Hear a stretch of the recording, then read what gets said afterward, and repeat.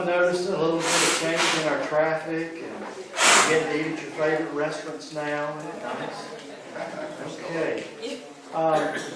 I'm Bill Cantrell, and I just, again, want to warmly thank you for being here, taking the time. We've got a great program tonight for you. And before we get started, I'd like to introduce Naca's board members to you. To my right here is Bruce Dillon. He's sometimes known as the unofficial mayor of Nokomis. And Bruce was born and raised here. If you need an answer to a question about Nokomis, he's a great resource. Patrick McCarthy. Patrick, there you go. Bob Merrill. Bob's in the back. Bob's making the coffee and the sweets for everyone. He's pumping extra caffeine in tonight to keep everybody nice, alert, and awake. And he's been here since 3 today roasting beans just for your pleasure. Leanne Stavars. Where's Leanne? There we go. Leanne, thank you for being here tonight. And I want to introduce you to our newest Naca board member, Vicki Provencher. Where's Vicki? Stand up, Vicki. Vicki just joined Naca. She moved to Nokomis about 2 years ago, and since her arrival, she has just dove right in. She's very involved in our community, and right now she serves as the chairwoman of communications for the committee for Colusa Lakes Community Association. And we are just extremely pleased to have her on Naca's board. She's going to be a huge, huge benefit for our community, and thank you for your generous support, Vicki. Thank you. You bet. Tonight's program, we've got a couple of people tonight. Mark Hawkins is here tonight. Mark, raise your hand. He's behind us. Mark is on the Planning Commission for Sarasota County, and he came to join us tonight. And Mark, welcome. Thank you for being here. And then we have Drew Winchester. Drew, raise your hand right there. Drew's from the county. He's part of their media relations tonight. And at 6 o'clock, he and I both were sweating bullets because that projector wasn't working. I've never seen a man's thumb work so fast on a cell phone trying to call people for backup support, especially knowing who our guest speaker tonight is going to be. So, but he got it all figured out, and we're in good shape. But thank you for being here, David.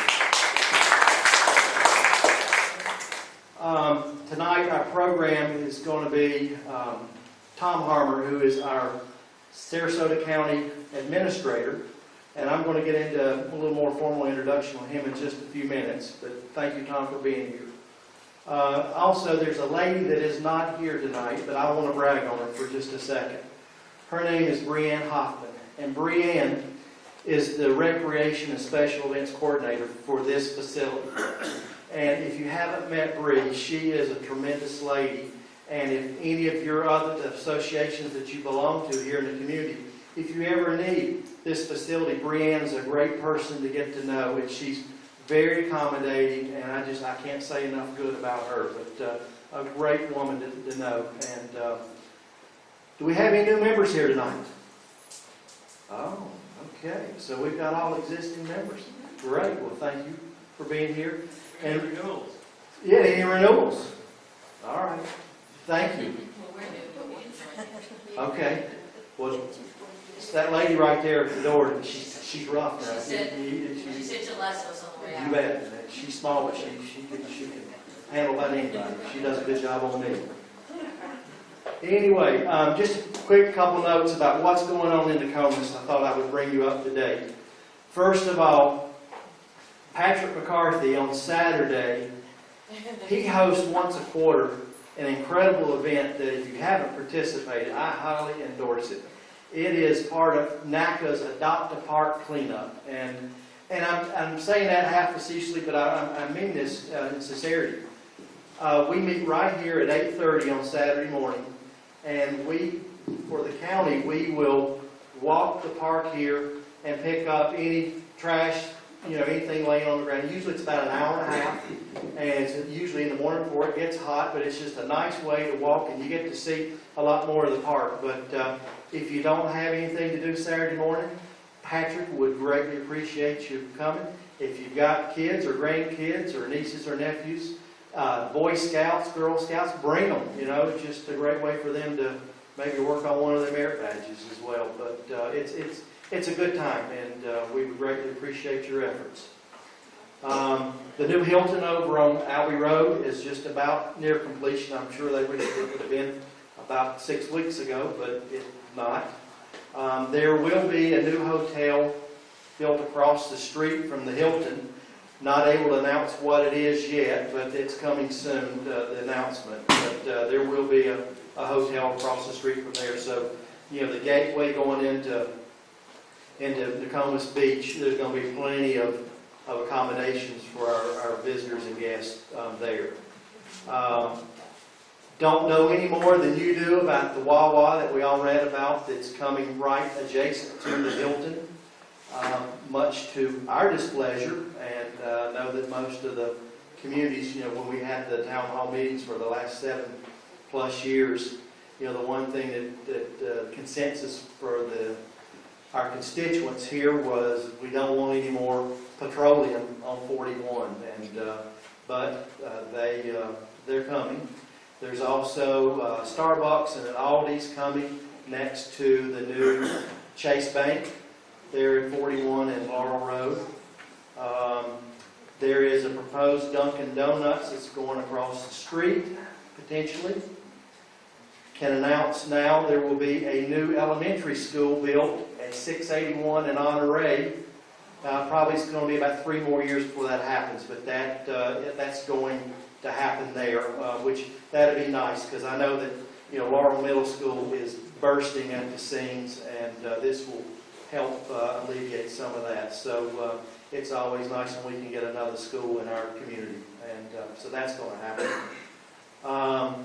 Everybody noticed the, yes sir? You know what corner of? Not yet. Not yet. It's going to be at that. Is it Palmer Ranch or Yeah, the other side? it's going to be on the south side of 681, that in Honore. So it's going to be on the Nokomis side of 681. That's as much as I can tell you right now. The Laurel side. Yeah. Everybody seen the new $1 million landscaping out at Laurel Road and I-75? Isn't that beautiful? I just pray for some rain, because we don't want all that pretty landscaping to perish from lack of rain. So be given some good thoughts there. Anyone from Mission Estates HOA? Well, me as well. I want to brag on us just a little bit. We've got a great committee there. We just received our 4th grant application for a new wildlife habitat that's going to be on the north side of Capistrano. There's a piece of property in between Capistrano and Mission Valley Country Club, and we've got some grant money where we're going to be able to make that a wildlife habitat. And if you read today's newspaper, that's a good thing, because you saw, unfortunately, a lot of the sandhill cranes are really perishing, and they're finding harder places to nest and roost. So that was good there. So I want to commend them there on that. Now for some unfortunate news, but with a good ending. During this first quarter, I don't know about in some of your neighborhoods, but I know in Mission Estates and in Calusa Lakes, there was a lot of mail theft going on. And with some good, hard due diligence from the Calusa Lakes board members, because they've got a camera. As you go into Calusa, everyone's license tag gets photographed going in and coming out. And they identified the person that they didn't find the person with the mail in their car, but it was a lady, and they've addressed it with her and told her that she's being watched. And so we're hoping that will take care of that. But I know in Mission Estates we had several people with their mail stolen. Some person even had some gift cards that were sent as gifts, and the person used the gift cards and then put them back in the mailbox. So I mean, it just that is low. But also we had Vicki and I were invited a couple of weeks ago to attend Nokomis East HOA meeting. And I'm gonna have Bruce get up and tell you just a minute or two about that, about our community. And while he's coming up, if any of you are on boards of any of the HOAs and you ever would like any of the members from Naca to attend, please just let us know, and we're happy. We want to be more involved, and that's part of one thing that Vicki is going to help me with over the next 9 to 12 months, is where we can have a little better communication tools between NACA and all the HOAs. But I'm going to have Bruce share with you about his HOA meeting the other day. Good evening. I was elected president of the Nokomis East Association about the beginning of January, and what I was presented with was some squatters, some people, homeless people making trouble in the park, and several things going on. And some of you may have read the article, the editorial in the John Lear. It wasn't very flattering about the park in Nokomis. And so, just to not get too far ahead here, I got a hold of Commissioner Mayo and asked him to attend the Nokomis East meeting. And he came down on a couple of days' notice, actually, and attended the meeting. There were about 50 people here, and they let him know the situation as they saw it. And so he passed that back up to staff, and some of the things that were wrong have been taken care of. The greenhouse just north of Colonial Lane on Albee Farm Road has been cleaned up. The squatters have been, they have an injunction against them. They have 20 days from the 13th of April to get an answer back to the clerk of court or leave the property they're in. We also had some issues here at the park. A matter of a couple of convenient coincidences, where we had some folks at the Bridge Park area from the homeless community, and couldn't seem to find the entrance to the facilities, and ended up urinating in the hallway out there. As one of the people that owned one of the houses across the street was driving by. So we came in the next morning and asked Bree if they could take a look at the tape and maybe identify the guy and quit, get the cops on him. And it turned out that there was a ruling that had been put into effect that they had to have 30 days record retention.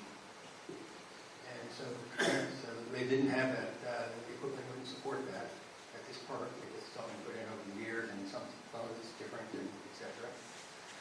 So the answer, the short-term answer was to turn it down, turn it off. And so we didn't have any way to put any teeth behind the threat that we got out of here.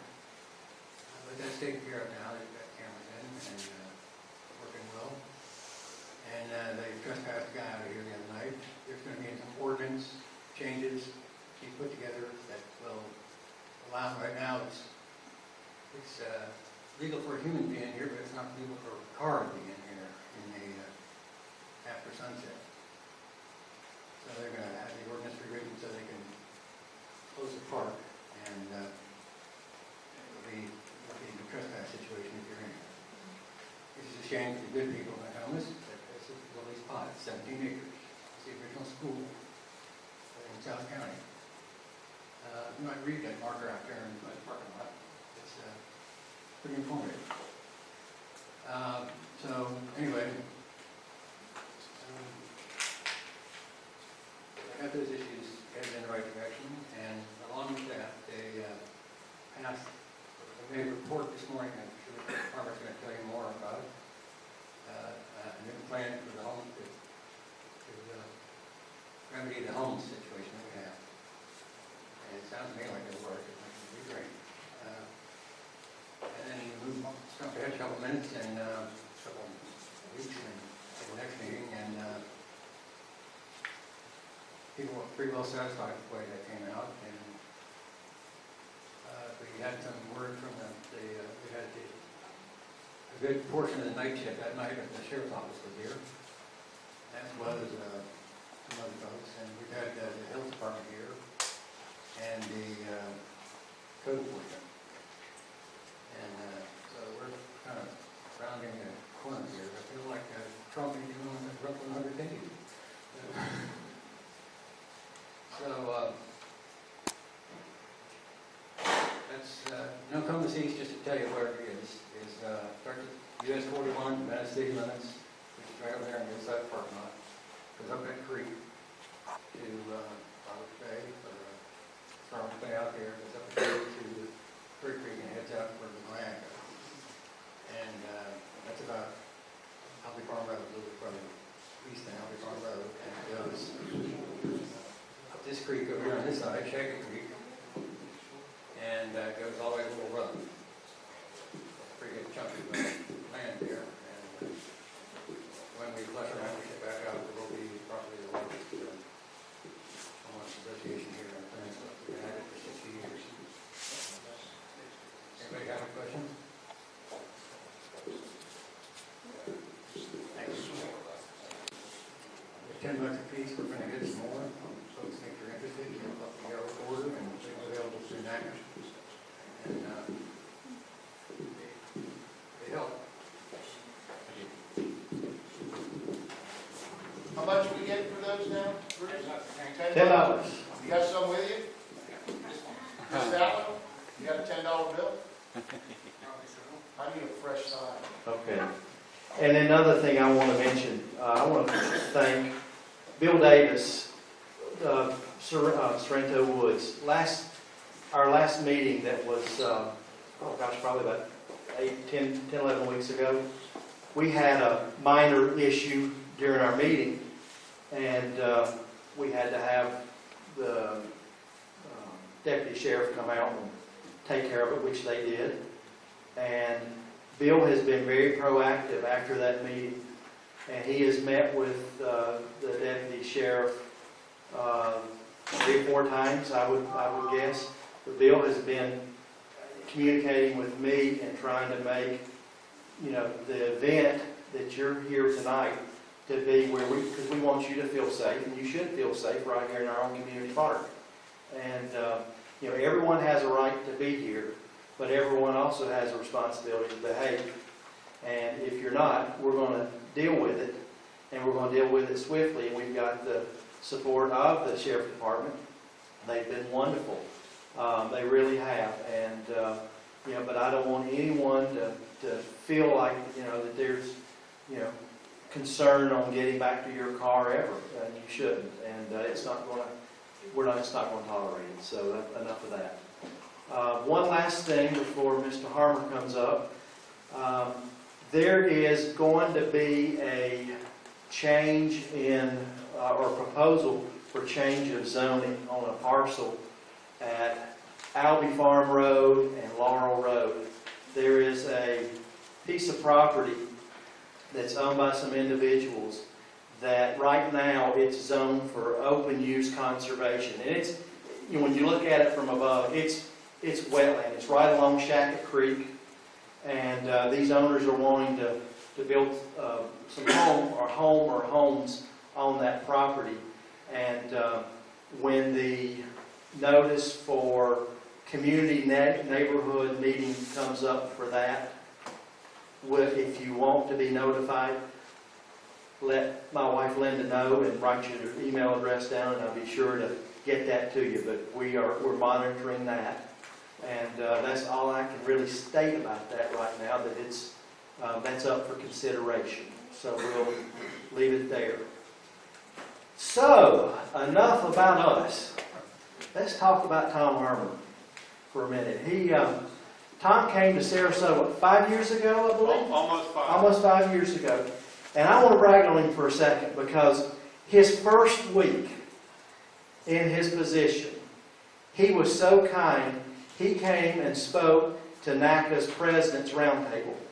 And he has every year, and any time that we have asked, he has been there and just, whatever that we needed from him and his staff and office, he's always been for us. And thank you. But just a little background real quick. He joined the county in August of 2012, so almost 5 years, you bet. But this gentleman here, he wears a lot of hats, but he's responsible for managing the day-to-day operations, hiring and dismissing of all the employees, with the exception of the county attorney, for the whole county. What, about 2,200 employees? A little over 2,200. Yeah. So he's got a full-time job and then some. But you know, since his arrival, Tom's always been so gracious to us, and I just want to have him come up, because we were thinking about, instead of this year doing the President's Roundtable, to open up and let more of you get to know Tom, because he's got a wonderful message, and you'll get to see kind of behind the curtain. And if you ever have to deal with the county and their staff, I will tell you, I've never had a negative experience. And I deal with them a lot, and everyone has just been, what can we do for you? If I don't know, I'll find out and I'll call you back, and they do. And I think it's a testament to Tom's leadership, and I want to welcome you and thank you for being here.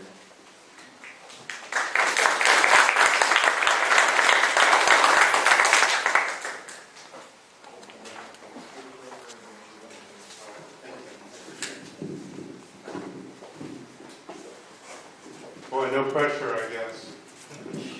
I'm from the government, I'm here to help. Everyone knows I need a drink, so I've got 3 waters to pick from.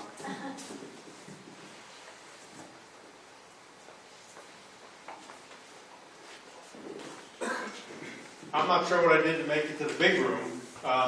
They've had me come to the community room over on the beach for the last 3 years or so.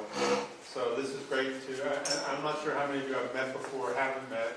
So I'm going to spend a few minutes and just give you a little bit of my background, kind of the elevator speech of how I ended up here. Because I think at least from my view, it's helped me do what I do, and it helps me explain the things I did early in my career that I think I try to instill in the county employees. We remember back in either junior high or middle school the difference between the different branches of government.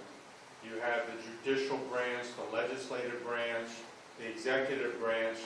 Our elected board, our 5 county commissioners, they are the legislative branch.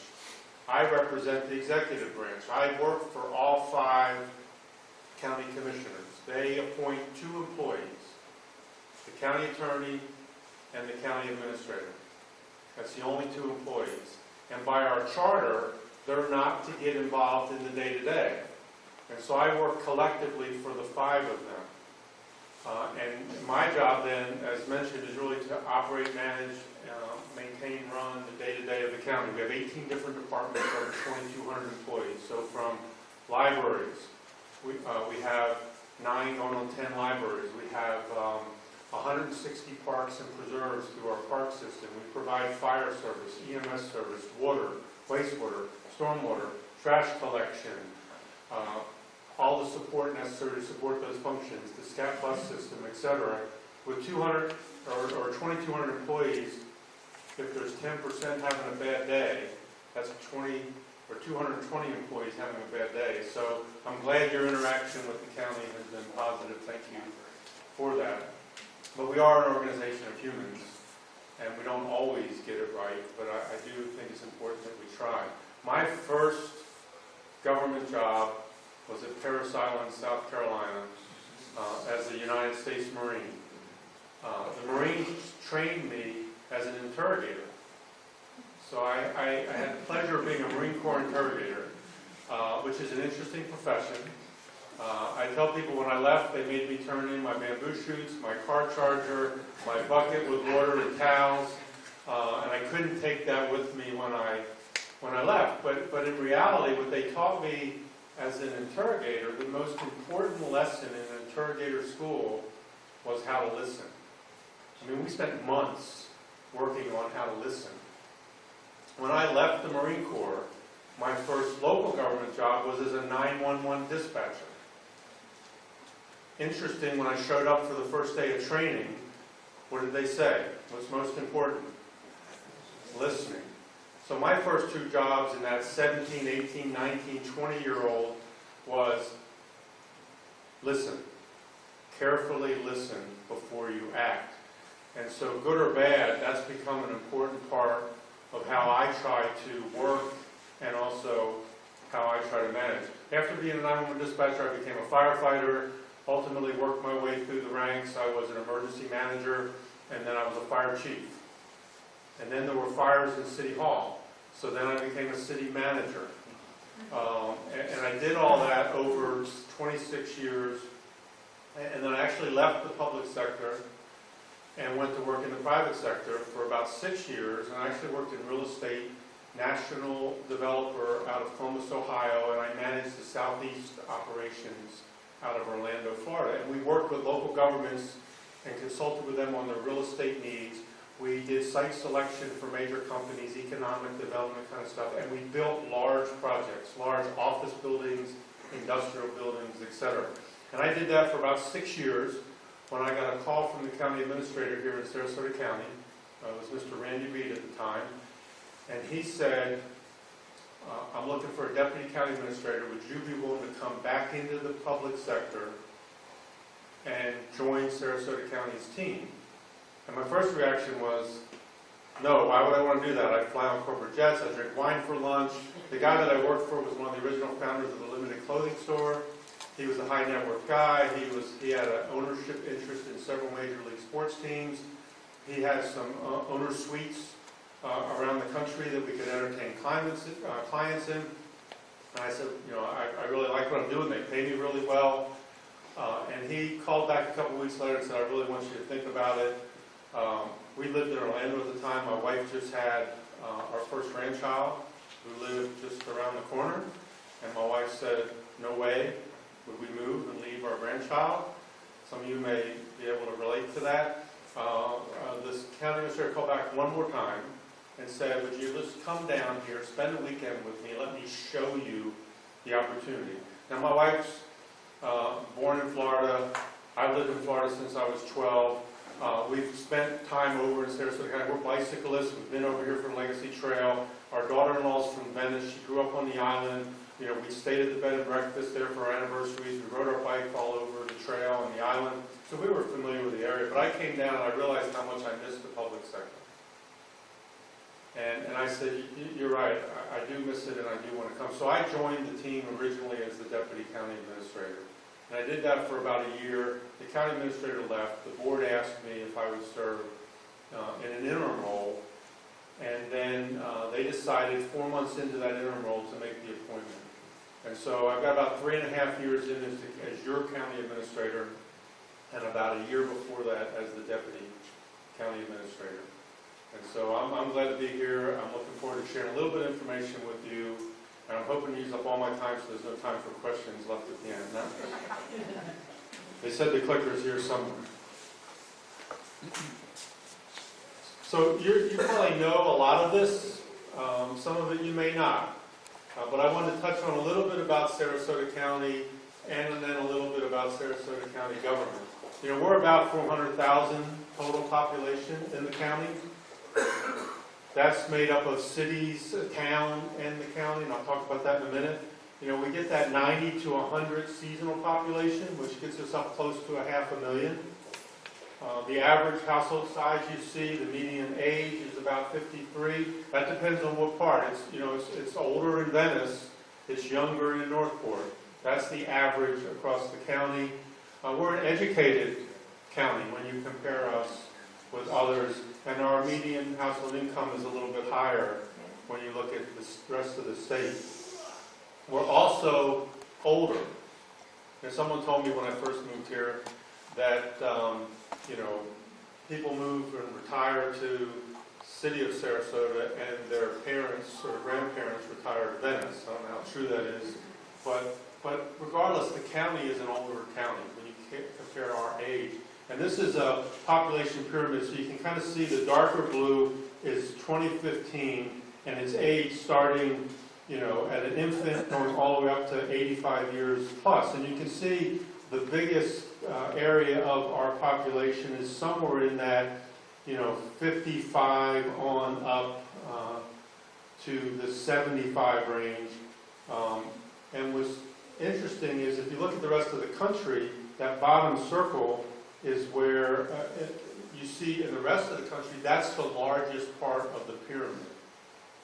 In ours, it's like the smallest part of the pyramid, so we're almost the opposite of the rest of the United States. And the light blue shows where we're projected to be in 2045. So it says we're going to continue to age at a different rate than the rest of the U.S. I think that's because of the popularity of the area, the draw for retirees, etc. So it's not a surprise, but it is something that we have to think about when we think about amenities and projects and programs and services that we provide. We're also not so diverse.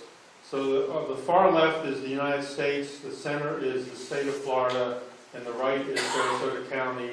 The blue bottom part of the bar is a white non-Hispanic population. And so we're almost 84% white. If you compare that to the state, which is at 55%, or the U.S., which is at 61%.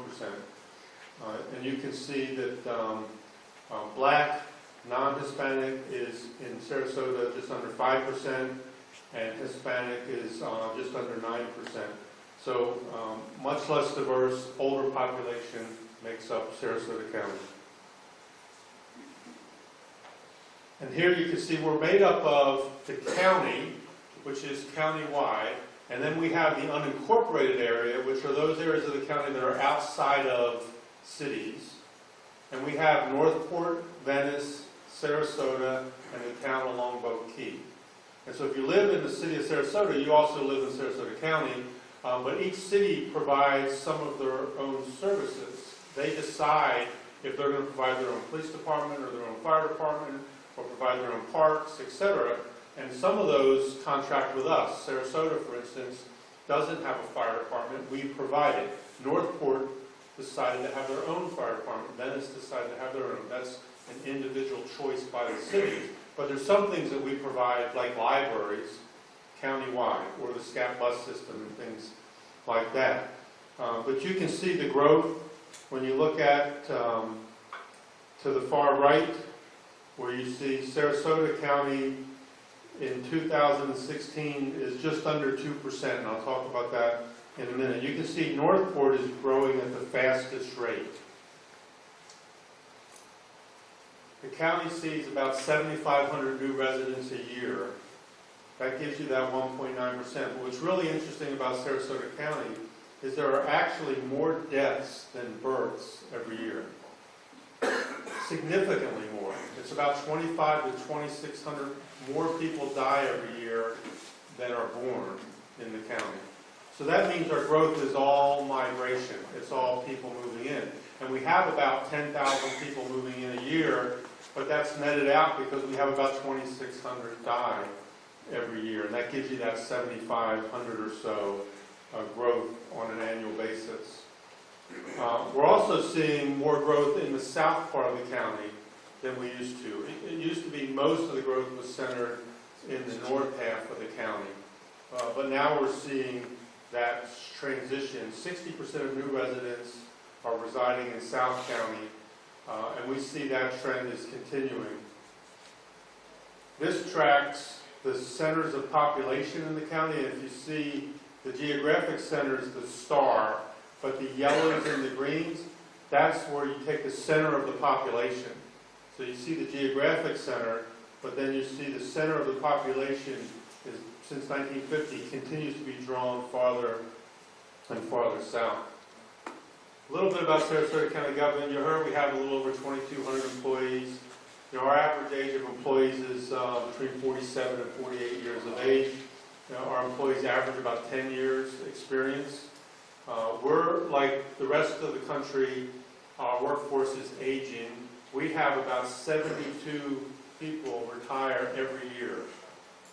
And if you add that up, you know, over say a 5-year period, and you get 300 or 400 individuals leaving, you get over 10 to 15% of your workforce leaving, we're losing a lot of institutional knowledge. The unemployment rate now in Sarasota County is around 4%. It's hard to hire. You know, the private sector is doing well. As the public sector, we're competing, especially with some key positions. Customer service is really important. I mentioned listening. is really important to me, and I try to think about that. But I've been emphasizing for the last 4 years how important it is that we listen to the public and how we respond to the public. And for 26 years, we've been working with the University of South Florida, and they do a countywide survey. And they do it by phone. I don't know if any of you have ever received the call, but every year, and it's usually in the May, June timeframe, but every year they call either your cell phone or your hardwired phone at the house until they get at least 800 people countywide to talk to them, and they ask, what do you think about Sarasota County government? Have you interacted with them? When you interacted with them, how was it? Did they, address this or that? Are you satisfied with how they're spending money? Are you satisfied with the quality of life? And what are your biggest concerns? And they go through the series of, it's an 8 or 10 minute interview, but they do that every year. We've been doing it for 26 years, which helps because we see the trends. The last 3 years, we've had, I think, really surprisingly high numbers, which concerns me because I don't think these numbers are sustainable, and sooner or later they're going to drop, and then everyone will look at me, why are they dropping? But quality of life, this is why people moved here. 97% of the respondents say it's good to excellent, the quality of life here. Now, that's not all about the government. That's all about a lot of different things. We also asked them about satisfaction with county services. And so 51% somewhat satisfied, 42% very satisfied. Together, 93% indicated some level of satisfaction with county services. When the University of South Florida, who does the survey, comes each year, they've been telling the board for the last couple of years that these are extremely high numbers, that they don't have these numbers in other areas. So again, that's a good thing, but it also makes me nervous. This is helpful too, because if you call us, 86% said we even gave you correct information. And we were timely, and we treated you with respect. 86%, 87%, and 94%. I say that to say customer service is really important. We try and emphasize it. Hopefully you were one of the 86% and not one of the 14%, because we're always trying to deal with that. We also asked, how do you interact with us? 47% said through our website, 33% said through our contact center, 18% said through Facebook, 4% YouTube, and 3% Twitter. We are seeing a shift more and more to social media, so we're trying to figure out how do we respond to that. And one of the ways we're doing that, we have one phone number in the county. If you need us, we don't publish a list of 2,200 phone numbers. We take the position to say, remember 861-5000. If you know 861-5000, you get to anyone in the county. You can get to your county commissioner, you can get to county administration, you can get to public utilities, you can get to libraries, you can get to parks, you can get to an individual. Like I need to talk to Jack Brown in stormwater. That one number will get you to that person, so you don't have to remember a lot of other numbers. You can also email our contact center and they'll track it. Even if it's an issue with, say, parks, you can go directly to the contact center through that email or that phone, and they have the ability right there to enter it into the computer, a work order or an assignment. You get a number, they'll track it, and you'll be able to find out when it's closed out. We also implemented this past year See, Click, Fix, which you can download on your smartphone, and if you're out and about and you see a pothole or a tree in the right-of-way that looks like it's dead or other county issues, you can take a picture with your phone and hit that app on your phone, and it'll send it to us and track it, and through that app you're able to find out when it was acknowledged, when they addressed it, and how they closed it out. And so just another opportunity on how to interact with the county. We've been very fortunate. We do receive a fair amount of recognition and awards each year. I think it'd be helpful for us to be known that, so if the city of Orlando or the city of Jacksonville or the city of Charlotte, North Carolina is wondering, boy, I wonder how this community does it. It'd be nice if they thought of Sarasota County because we were doing some good things and getting recognized for it. So we are fortunate. Some of that is the assets here. U.S. News came out a few months ago now, maybe, or the past month or so, and said #1 place in Florida to live.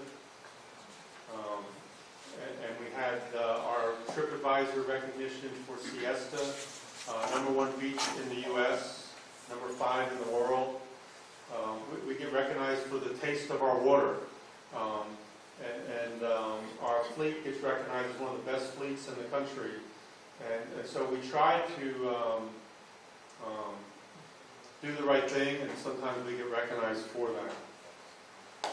Our board every year meets in December to talk about priorities. So the 5 commissioners, myself, the county attorney, we get in a room, kind of locked in a room. It's the only meeting annually that's not televised with our board. And it's a public meeting, but it's just not televised. And we spend, and at the end of the day, they come out of it and they tell me, here's our priorities for the next year. And so this is what came out of our December strategic planning meeting with the board. Housing affordability, really important issue. We hear from our employers, it's hard for them to recruit people here because they can't afford to either buy a house or rent here. We know that our workers, some of our workforce, whether it's firefighters or nurses or technicians at the hospital, et cetera, it can be very difficult sometimes for the cost of housing. And some of the service workers who support the service industry, et cetera. Our board has identified some high priority county facilities.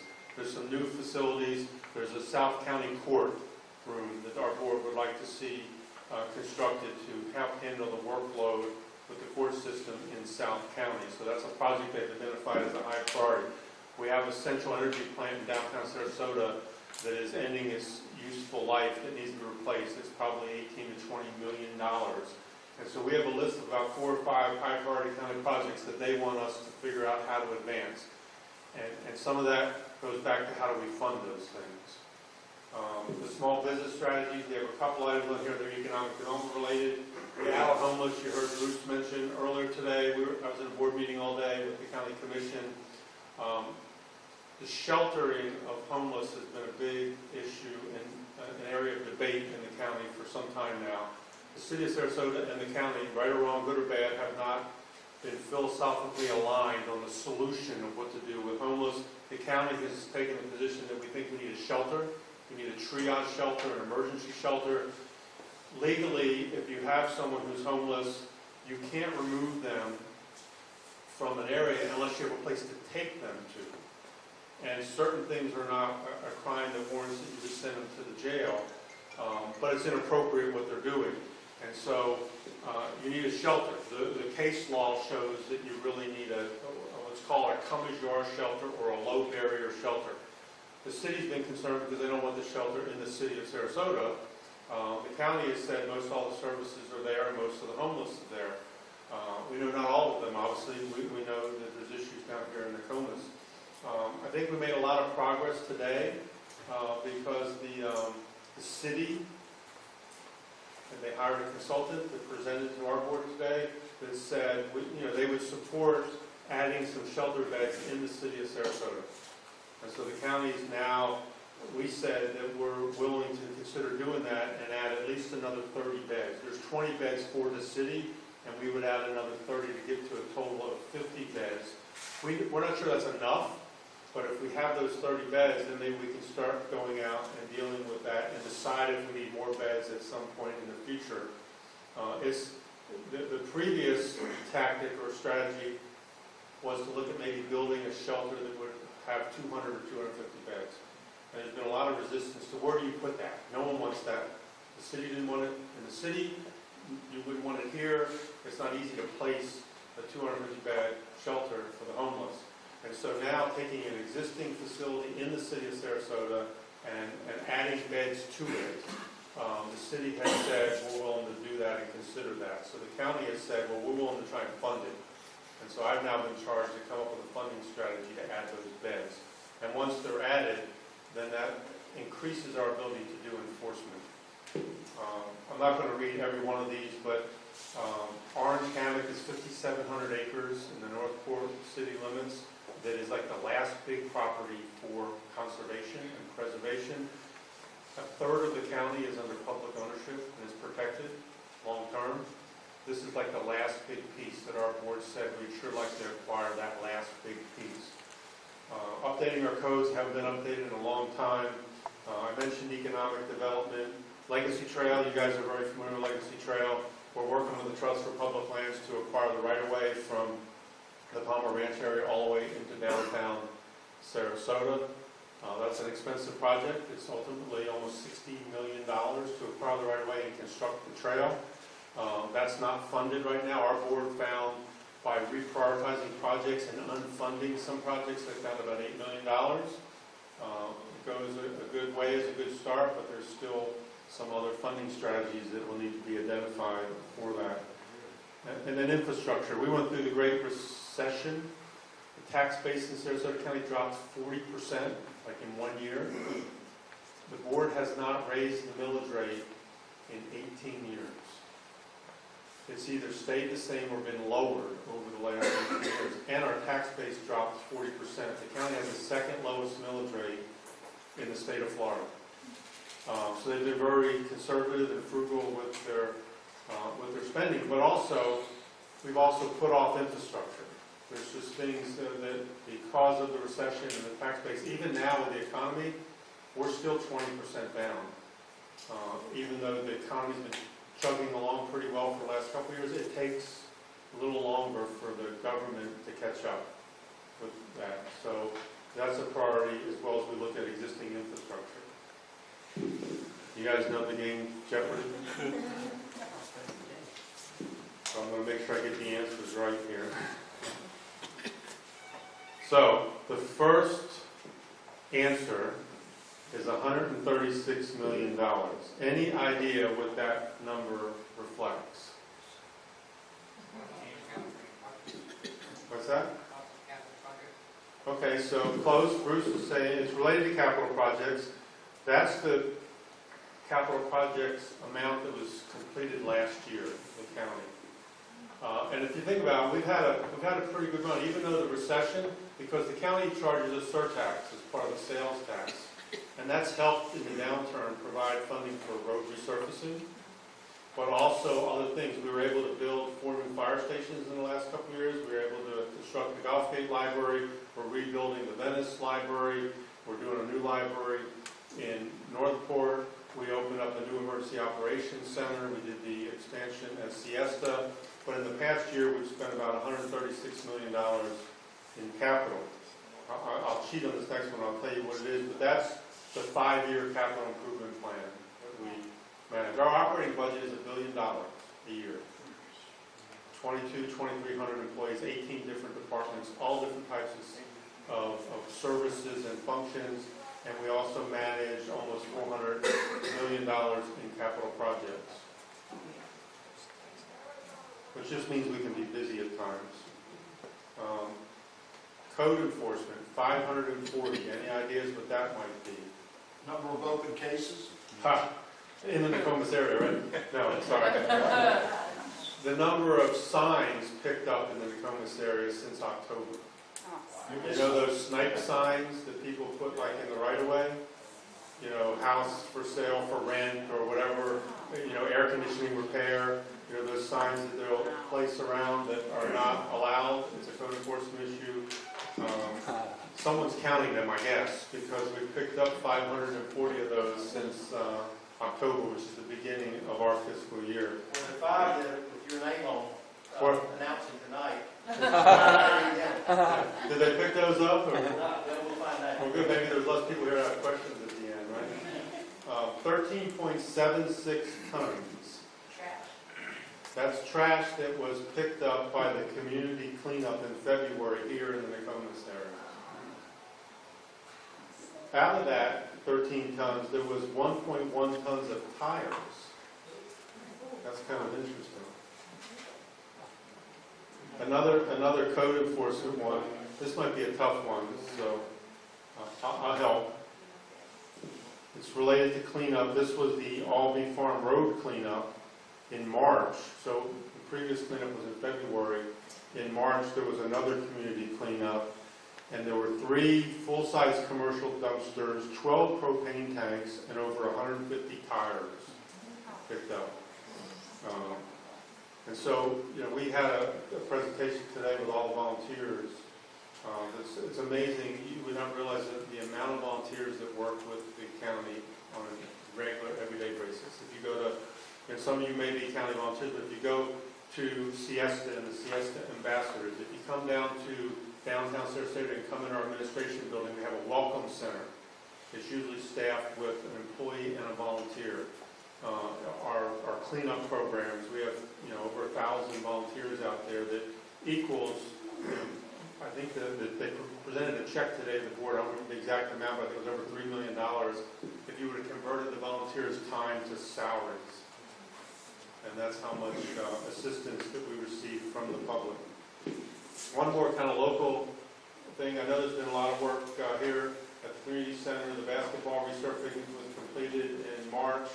Tennis court resurfacing is scheduled for next month, and they're doing the pickleball court, which I don't even know what pickleball is. Who doesn't know what pickleball is? Two of us. All right, three of us. It's very popular, I can tell you. I would say, hopefully you were able to get a copy of our annual report. That's looking back over the past year. It has a lot of information in there about the organizational structure, our budget, some of the major projects that we've completed, and also has all of our contact information. With that, I'd be happy to try and answer a few questions if you'd like, okay, good. Thank you for having me. And then if you have any questions, I'll do my best. And if I don't know the answer, it's Drew's responsibility to help me chase it down. Yes, sir. Do you still have any plans to put a bridge across Laurel Road for the Legacy Trail? So, yes. And I don't know exactly the status of that, but that's a good question because that got tied up into the utilities. So the issue there, that we have a water line and a sewer line that are major lines, like 16-inch utility line there.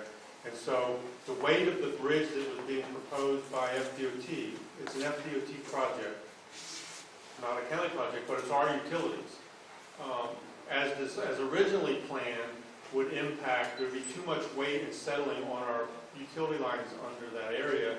So it requires us to relocate those utility lines before they can do the bridge. And so my last update's been a little while now, but we were working and advancing relocating of utility lines so that they can then put the structure in and it wouldn't impact those utilities and damage them later.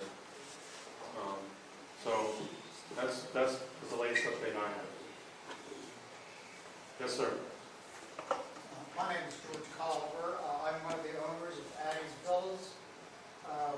This is a local vacation rental place that we take care of the families of our neighbors. Our website goes worldwide, nationwide.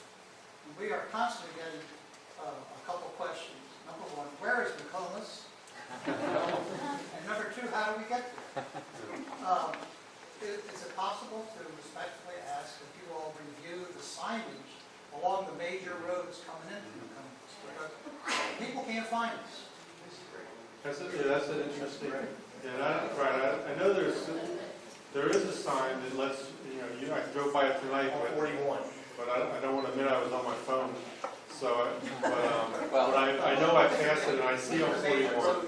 The Nokomis, yeah. No, well, that's a good point. And I think, we'll pass that on to visit Sarasota County, because that's a separate part. It's a separate entity, but the county itself provides their funding through the bed tax dollars that people stay in hotels. And their job is to help get the word out about all of Sarasota County. And so it'd be good for them to hear that as well. We can pass that along. That's a good point. Yes, sir. Could you touch on the traffic control systems that control our traffic lights? For instance, I have a huge commute every day. I have an 8-mile round-trip commute to work. I go through several signalized intersections. More often than not, those lights are not working properly. Now, with that said, I've got whole emails. I fully understand how it's supposed to work. But when I'm stopped at 6:45 in the morning for a red light, and there's no other cars there, something is broken. When you have left-hand turn lanes that don't let the people turn left and you get a mile's worth of traffic backed up at rush hour, something is wrong there. And it's constant, and it hops around. Yeah, so I want to ask you, is it a particular intersection or is it? Well, because my personal, yes, because it's the ones I go through. The ones that are really pesky, I hammer staff and they get it straightened out. But is this program, what's the status? I understand the program is still in process, it's not complete, but we've been working on it for how many decades? Yeah, and I don't have all the history, I apologize, and I won't be able to solve all your problems tonight. I know that. No, yeah, but I'm trying to at least track them and make sure we follow up. There's an advanced traffic management system that's being implemented, not just here, but it's in partnership with FDOT across the state, and Manatee and Sarasota County are in partnership with the FDOT, the Florida Department of Transportation, to implement that. The first part is putting in the infrastructure, so the fiber optics infrastructure. The other phases involve replacing equipment so that it is more technologically advanced to pick up the traffic flow, where I don't know those intersections that they still have. They've all got the... Okay, versus the old copper wire that's buried. They're all on the grid. Yeah, and so then I'd have to find out, I get caught in some of those too, and it gets worse during the season. Well, everything's worse during the season, but it's just, is the thing broken, or does it revert? I mean, that's to a good stop question. traffic when there's no other cars at the intersection, when there's no reason for that light to turn red. You know, people, I'm a big one, red lights are for stopping and stop signs are for stopping. But these lights do crazy things. Now, so are you? I'm getting stopped it's like somebody wants to come out of the kennel on Laurel Road in the morning. There's nobody there. There's no one there. It stops. And I mean, they have a priority, like say for 41 versus a side street. So if you're in a side street, you may get. yeah, you may wait a little bit, and they work. But sometimes when they work great. Let's put it that way. But when they don't work, it's a disaster, and I don't know. So who have you been emailing them? Yeah, I've been with the traffic engineers, because when they opened up Monterey and Laurel Road, it was a disaster for weeks. And they finally got it right, and it seems to be functioning the way it's supposed to function. But it literally, honest to God, it took weeks of me badgering them to get it where I go through that intersection twice a day, at peak time. Okay, no, I appreciate that, because a lot of those things don't filter to me. I don't hear No, I know them because that. so it's good to hear it, is what I'm saying. I don't, I just But didn't know. I think it's an issue. If I'm seeing it on a regular basis on my 8-mile round trip every day, what's happening throughout the county, I guess is my Well, point. yeah, and it gets, whenever you guys deal with local government, it gets challenging too, because you may not even know sometimes jurisdiction, where you may be on a state road and it's the state FDOT that maybe is responsible. And then you may go into a county road, and then you go into the city of Venice, and all of a sudden it's Venice's responsibility and not ours. And you call us and we say, well, I'm sorry, that's Venice, or you call Venice and they say, I'm sorry, that's county or the states. And so, that's frustrating. So we try to not go there. I would say, if there's a particular, I'll follow up in general and talk to. Yeah, I think it's more of a general thing, Okay. because it's sporadic. But if there is a separate, specific issue and you've tried and it's stuck, or you haven't heard back, No, then elevate it to county administration and we'll I take hear it. back. The staff does a good job of responding, it just seems like they can't fix the problem. Yeah. I'm not knocking staff one bit. Yeah, but I'm wondering why, so that's a good, I don't know. yes, ma'am. Well, on the subject of lights, 2 years ago, there was a traffic accident, one of the numerous ones, at Poloni and 41, and they knocked down the street light. And I called the county 3 times and was told a work order was being put in, but nothing's ever happened. They've never put the light up. I mean, it really shouldn't be costing the county anything, because they should have gotten an insurance payment for it. Yeah, usually they would, or if it's, now I don't know if it's a county, this is where the crazy system of government is. I don't know if it's a county pole or a state Yeah, pole, because it's so important. No, I It is a learned county this, one? I learned Okay. this in my calls. If it's Okay. black, it's county. If it's silver, Okay. it's FDOT. So I know that's not first. So you know more than I do. I didn't know the color secret. Yeah. So So is it at Colonia and 40? Colonia and 41. All right. On the- Drew, help me remember that one. You got it? All right. Yes, ma'am. And then we'll go back. I may, this may be out there already, and I'm just not aware of it. I understand Manatee switched their recycling to commingled to Sarasota County. It's not in the immediate future. I met with our solid waste department a week ago, and we were talking about that. The waste management provides the pickup for Sarasota County. We have a contract with them. And so that contract is coming up in the near term to be renewed. So it's one of the things that we're talking to waste management about is recycling and the commingling versus the separation. So I think you're going to see that eventually, but it'll probably be tied into a contract renewal on a phase-in period, and those things are in very early discussions with waste management. All the way in the back? I'm excited. I've been in Nokomis for 2 years. It's beautiful. I finally bought property. I've been in Florida for 5 years, but I bought property off of Shore Road. And I'm wondering if there's any traffic studies being done on the influx of traffic with the 2 new hotels going in, and maybe if they're going to put a light at the end of Shore Road so we can get out in the morning. I'm just trying to find out what's happening with the traffic pattern that's going to pass in front of my house, and then of course on Bay Shore Road too.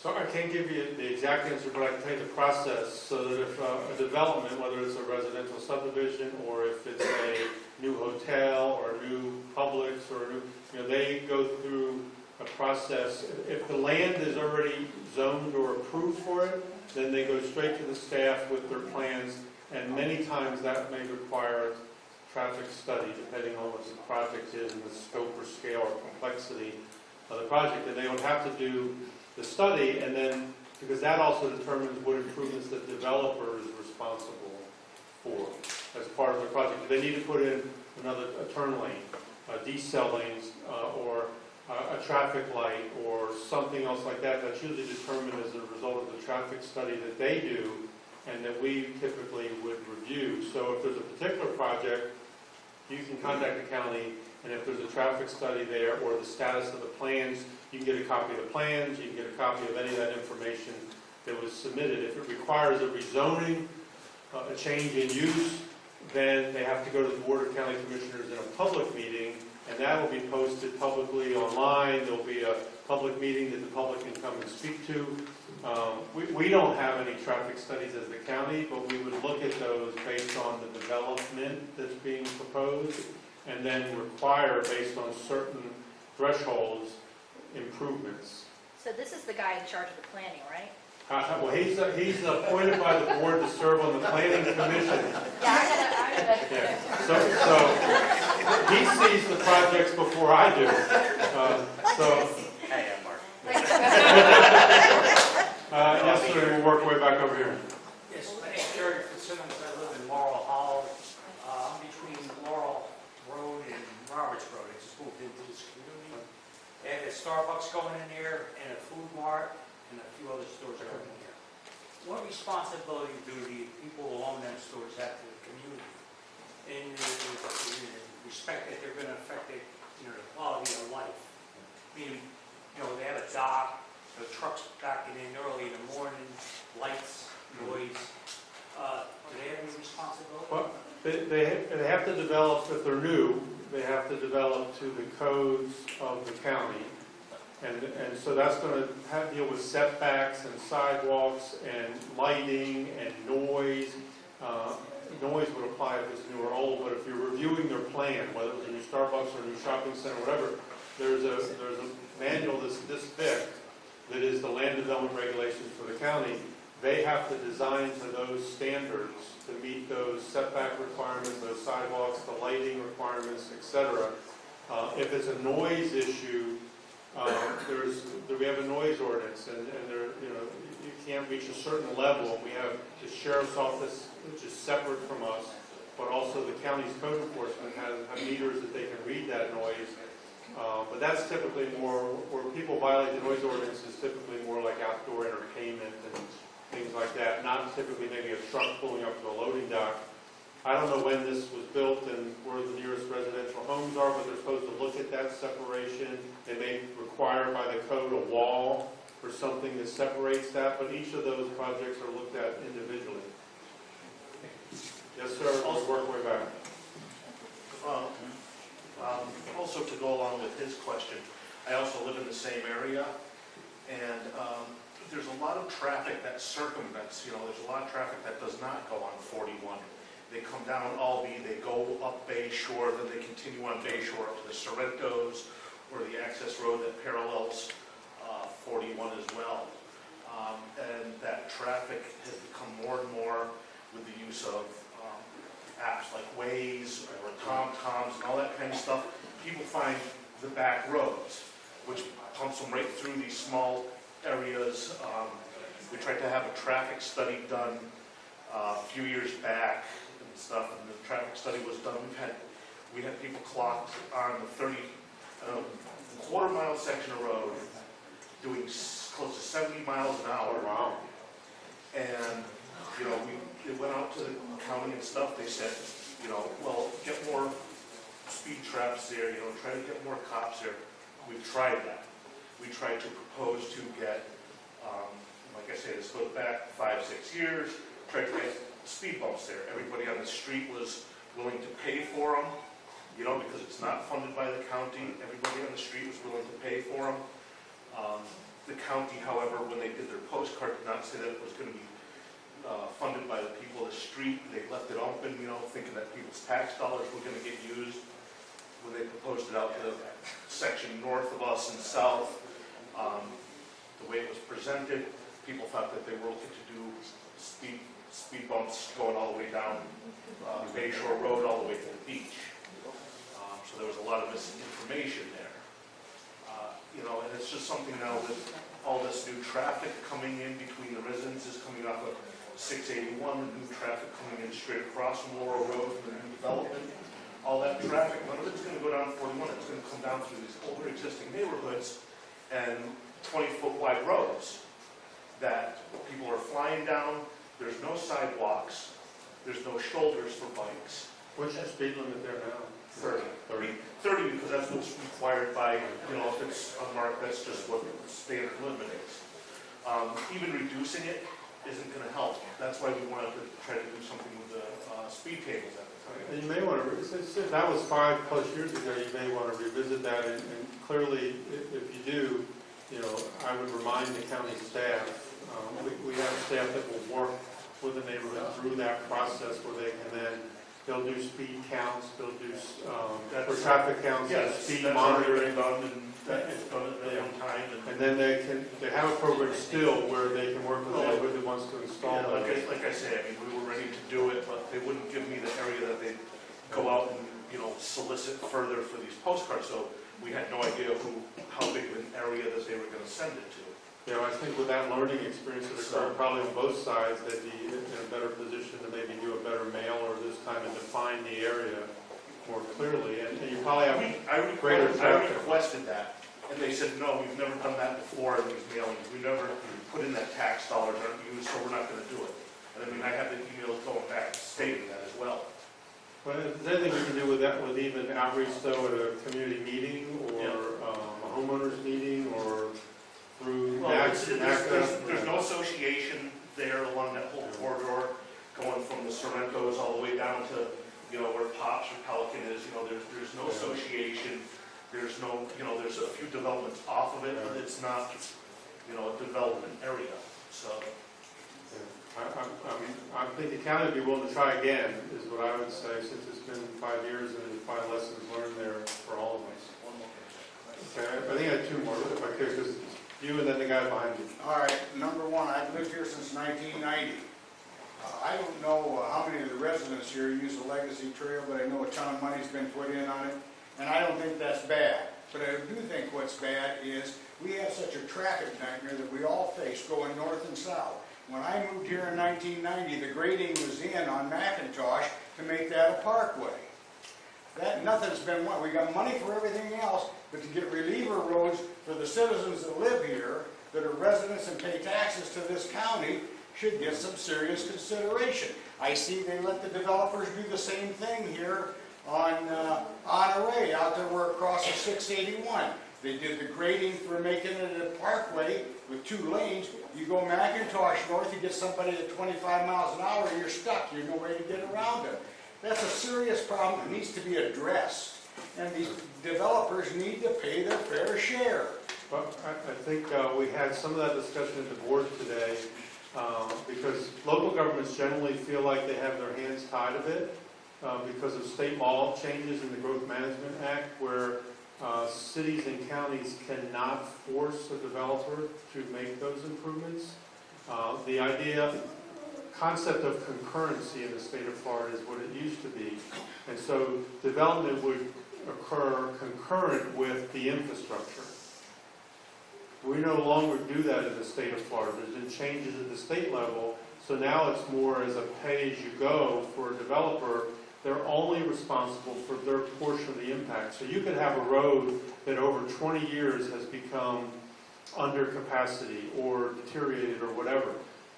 And in the past, you would say, well, we won't let someone develop until that road is brought up to a standard. You can't do that anymore. Local governments can't do that. They can only say, based on your traffic study, you have to put in a turn lane or a decel lane or a traffic light, but you can't make them do the rest of that work. And so it was a big change in Florida when that happened, but it does put, because we have residents come and complain to the board, why can't you force that developer to do that? And so if you were at the board meeting today, one of the commissioners asked the county attorney again, and they said, well, about once every 6 months or so, we have to ask the county attorney to explain to the public why we can't do that. And it's frustrating. But what you can do is earmark money up at the top for something like that, and for something to draw people in like Legacy Trail, put that down at the bottom of the list. At least we're getting something done that should have been done 25 years ago. Yeah, and in government, again, I'm from the government, I'm here to help, but you have pots of money, and each of those monies have a particular restricted use.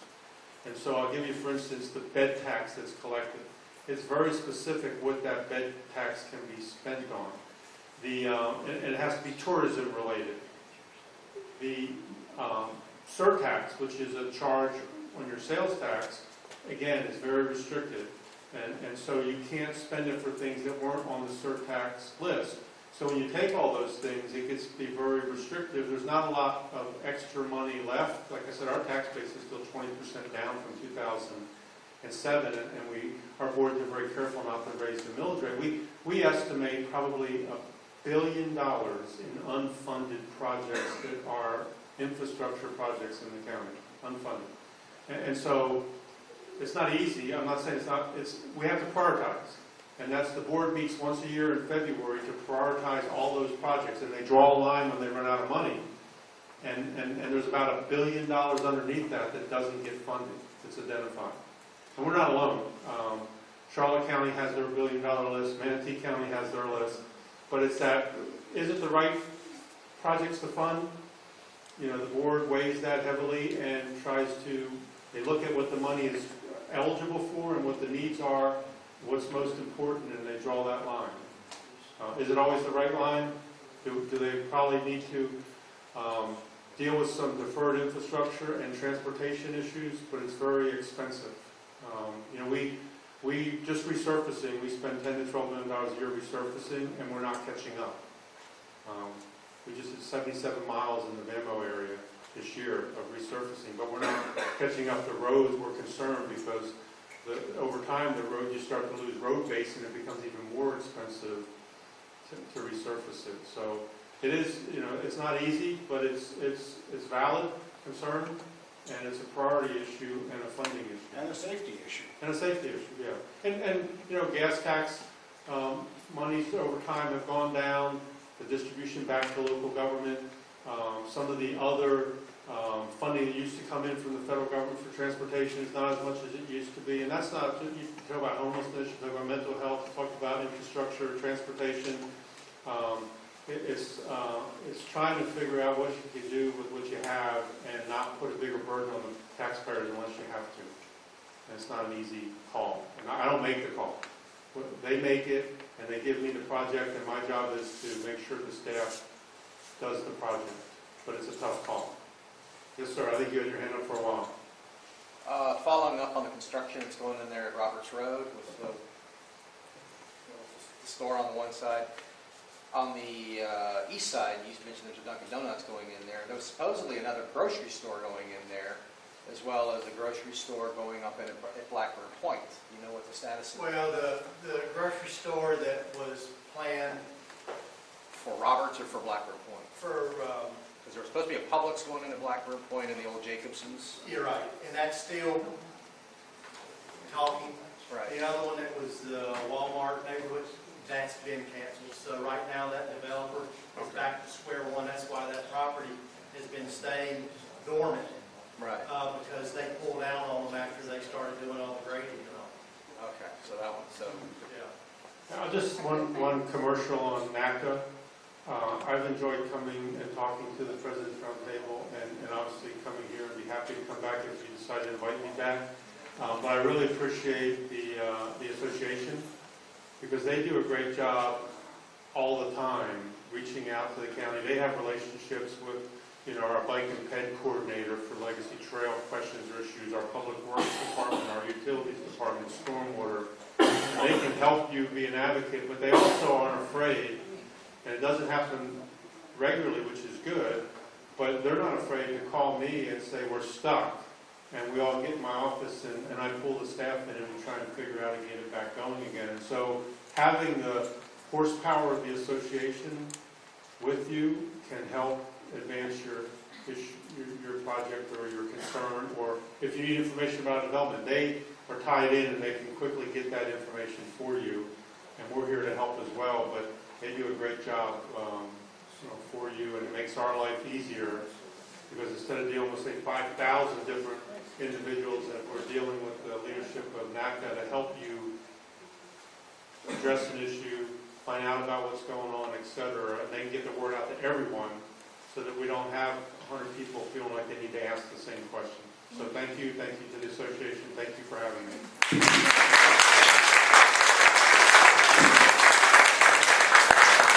Okay, real quick. Yes. The answer to your question is the traffic study was done about 2005. For Nokomis Beach? Okay, we just are really excited about what's happening and we want to see how it's going to impact us. Okay, real quick. Here we got a plug. Paradise Grill, which is at Laurel Road and 41 in the Publix Plaza.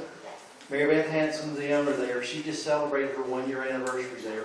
And she is always so kind. She sponsors our little raffle giveaway. So Mr. Harmer has pulled out 2 winning ticket numbers, and they are... All right, the first one is 662252. Okay. See, my wife Linda's got a gift certificate for you. All right, the second one is 662273. Oh, all right. But see my wife.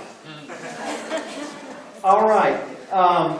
Again, Tom, thank you. And other than that, unless there's some other issue that needs to be addressed, Mr. Hawkins with the Planning Commission said he would remain for a couple minutes if anyone wanted to speak with him. And thank you for coming tonight, and we greatly appreciate your participation.